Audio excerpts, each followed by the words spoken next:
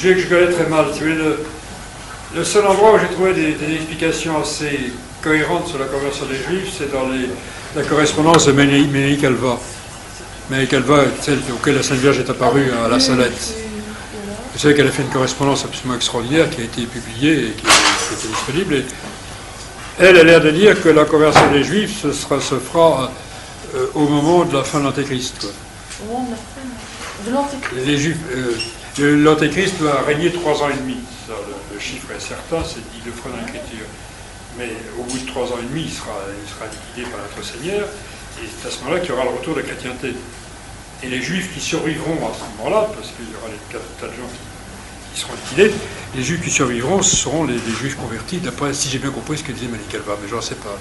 C'est un domaine que je connais très mal. Ce sera un résidu, quoi. Ah oui, d'accord.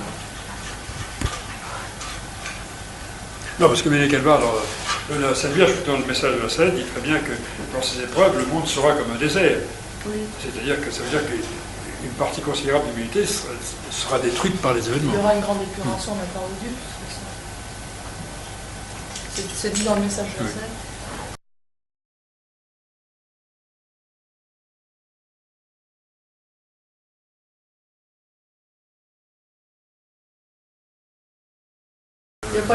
Ça, c'est très discuté, parce que si vous prenez, par exemple, personnellement, j'ai tendance à attacher beaucoup d'importance à la correspondance de Ménélique Alva. Pourquoi? Parce que Ménélique Alva, il a vu que l'apparition de la Sainte Vierge en 1846, si je me trompe bien, oui. Mais la Sainte Vierge lui a donné le secret, avec mission de révéler à partir de 1859, ce qu'elle a fait. Il lui a donné l'ordre de la règle d'un ordre religieux, l'ordre de la mère de Dieu, et il lui a donné ce qu'elle appelle la vue. C'est-à-dire que c'est une faculté intellectuelle de comprendre et de voir dans l'avenir ce qui était annoncé dans le secret. Autrement dit, quand le Ménélique Alva explique des choses sur l'avenir dans sa correspondance, elle le fait de manière très discrète, en fonction des occasions qui se présentent à elle, on peut penser qu'elle bénéficie de cette vue.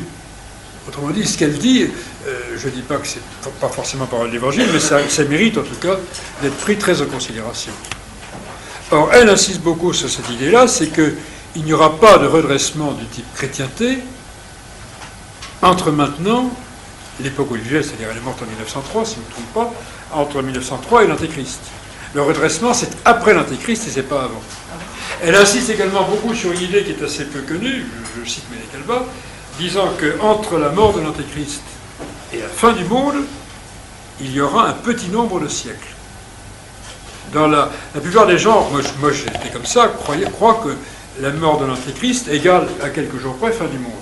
D'après Ménélique Alva, il y a un petit nombre de siècles, c'est une toute petite durée aux yeux de Dieu, mais pour nous c'est long, un petit nombre de siècles entre la mort de l'Antéchrist et la fin du monde, et c'est dans ce petit nombre de siècles qu'interviendra le retour de la chrétienté, au moins pendant un certain temps, puis les hommes se remettant en péché, et ça dégringolera à nouveau jusqu'à la fin du monde. Donc dans le schéma type Ménélique Alva, il n'y a pas de retour à la chrétienté avant l'Antéchrist. Le retour à la chrétienté dont parle la Sainte Vierge dans le secret, c'est après l'Antéchrist et pas avant.